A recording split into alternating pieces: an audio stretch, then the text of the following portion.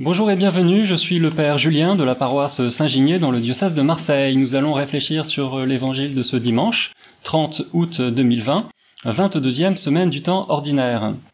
Et en me promenant vers les plages de Marseille, j'ai vu qu'il y avait une compétition de roller au skatepark de l'Escale Borelli. J'ai donc accompagné cette méditation d'images de cette construction tout en béton et en courbe, qu'on appelle aussi le Bowl de Marseille. Dimanche dernier, dans l'Évangile, les apôtres se trouvaient à Césarée de Philippe, et Jésus interrogeait ses disciples « Pour vous, qui suis-je » Et c'est Pierre qui répondait à Jésus en lui disant « Tu es le Messie, le Fils du Dieu vivant ».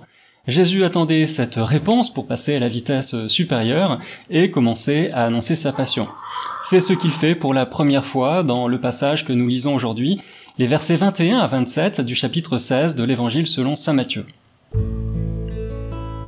En ce temps-là, Jésus commença à montrer à ses disciples qu'il lui fallait partir pour Jérusalem, souffrir beaucoup de la part des anciens, des grands prêtres et des scribes, être tué et le troisième jour ressuscité.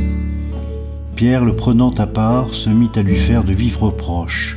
« Dieu t'en garde, Seigneur, cela ne t'arrivera pas. » Mais lui, se retournant, dit à Pierre, « Passe derrière moi, Satan, tu es pour moi une occasion de chute.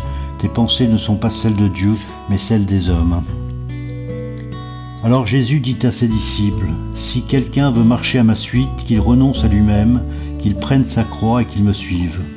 Car celui qui veut sauver sa vie la perdra, mais qui perd sa vie à cause de moi la trouvera. Quel avantage, en effet, un homme aurait-il à gagner le monde entier si c'est au prix de sa vie ? Et que pourra-t-il donner en échange de sa vie ? Car le Fils de l'homme va venir avec ses anges dans la gloire de son Père. Alors il rendra à chacun selon sa conduite. » Quand Jésus annonce pour la première fois à ses apôtres qu'il va souffrir beaucoup de la part des anciens, des grands prêtres et des scribes, être tué et le troisième jour ressuscité, Pierre est scandalisé. Il lui fait de vifs reproches. « Dieu t'en garde, dit-il, Seigneur, cela ne t'arrivera pas. » Jésus reprend Pierre avec la plus grande énergie en lui disant « Passe derrière moi, Satan, tu es pour moi une occasion de chute, tes pensées ne sont pas celles de Dieu, mais celles des hommes. » Ça, c'est ce qu'on appelle de la correction fraternelle, et Pierre s'en rappellera comme la fois où Pierre a renié 3 fois Jésus. Après la résurrection, Jésus prend encore Pierre à l'écart pour lui parler entre 4 yeux. Jésus demande à Pierre s'il l'aime vraiment. Et il le lui demande 3 fois, autant de fois qu'il a renié Jésus le soir du jeudi saint, dans la cour du grand prêtre. C'est dur, c'est incisif de la part de Jésus, mais c'est tellement important. C'est tout aussi important ici, puisque la réaction de Pierre manifeste la divergence entre le dessein d'amour du Père, qui va jusqu'au don de son Fils unique sur la croix, et les attentes bassement terre-à-terre et matérielles chez les disciples, leurs désirs, leurs projets, leurs plans de carrière. C'est le pape Benoît XVI, commentant ce passage, qui dit dans une homélie, je cite, « Ce contraste se répète aujourd'hui encore, quand la réalisation de la vie n'est orientée que vers le succès social, le bien-être physique et économique, on ne raisonne plus selon Dieu mais selon les hommes. Penser selon le monde, c'est mettre Dieu de côté, ne pas accepter son projet d'amour, presque l'empêcher d'accomplir sa sage volonté. C'est pourquoi Jésus s'adresse à Pierre à travers des paroles particulièrement dures. » Il y a justement un très beau tableau qui montre les combats de Pierre entre les pensées des hommes et celles de Dieu. Il s'agit de la délivrance de Saint Pierre, un tableau de Jean-Marie Favergeon peint en 1859. Pierre est emprisonné dans l'attente de son jugement par Hérode et il est libéré par un ange envoyé de Dieu. On trouve ce passage au chapitre 12 du livre des Actes. Pierre est représenté par le peintre dans la même attitude que dans l'évangile d'aujourd'hui, indécis, hésitant, ballotté entre les pensées des hommes et celles de Dieu. Il est un peu perdu, à peine réveillé, le regard dans le vide, posé ni sur les gardes endormis, ni sur l'ange, ni vers la porte de sa cellule qu'il s'apprête pourtant à franchir. L'ange paraît assez inquiet même, il regarde Pierre en se demandant s'il va arriver à sortir de sa prison. Le peintre a su évoquer le passage du livre des Actes, mais aussi toute la vie du personnage de Pierre en une seule image. Pierre écartelé donc entre son désir de suivre Jésus, mais réticent à l'idée de sortir de sa prison. Pierre tient fermement de sa main droite celle que l'ange lui tend mollement, et de sa main gauche, il tient les clés du royaume. Le coude bien levé, comme pour protéger les clés dont il n'a pas besoin, puisque la porte a déjà été ouverte par l'ange. C'est Pierre donc luttant entre pensée de Dieu et pensée des hommes, entre le désir de Dieu et une façon encore très humaine, très terre-à-terre de concevoir l'évangile et ces clés que Jésus lui a données. Très beau tableau où l'attitude de Pierre est saisie sur le vif. C'est celle d'un petit enfant finalement qui donne sa main à ses parents.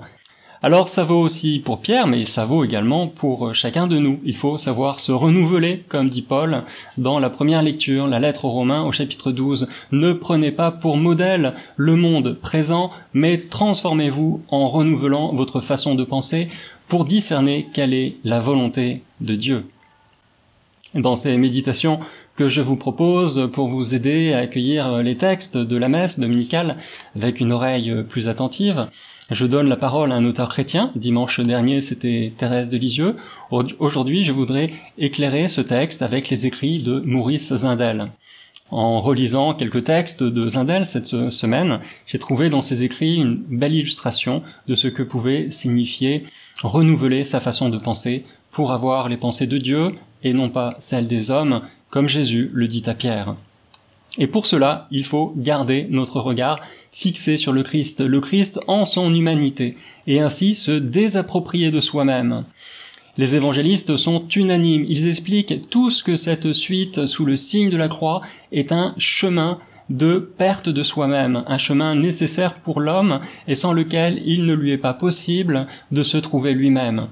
Se renier soi-même, renoncer à soi-même, perdre sa vie, sont autant d'expressions que l'on trouve dans les évangiles qui montrent ce que avoir les pensées de Dieu et non celles des hommes peut signifier. Et pour cela, il faut regarder le Christ. Je cite Zindel. Il y a dans l'humanité de Jésus une transparence infinie. Qu'est-ce que cela veut dire? Nous savons très bien nous-mêmes, nous l'avons remarqué mille et mille fois, nous savons très bien que nous n'existons vraiment que quand nous cessons d'être esclaves de notre tempérament, de notre droit. Nous cessons d'être esclaves dans la mesure où nous sommes perdus en Dieu. Quand nous ne sommes plus qu'un regard vers Dieu, alors ça va. Nous pouvons communiquer aux autres pour un moment le sourire de la bonté divine. Nous ne sommes vraiment des personnes que dans la mesure où nous sommes suspendus à Dieu, et le mot de Rimbaud, « je est un autre », est bien cela. Notre vrai moi est en Dieu. Notre véritable liberté, c'est Dieu, et nous devenons vraiment un homme, une créature, dans la mesure où nous sommes réellement en relation avec Dieu. En conclusion, essayons de bien discerner les pensées qui nous traversent l'esprit. Sont-elles de Dieu ou sont-elles des hommes? Si nous prenons l'habitude de contempler le Christ, sa transparence à la grâce de Dieu, la relation inouïe qu'il entretient avec son Père, alors nous serons sur le chemin de la liberté intérieure. Nous aurons en nous les pensées de Dieu.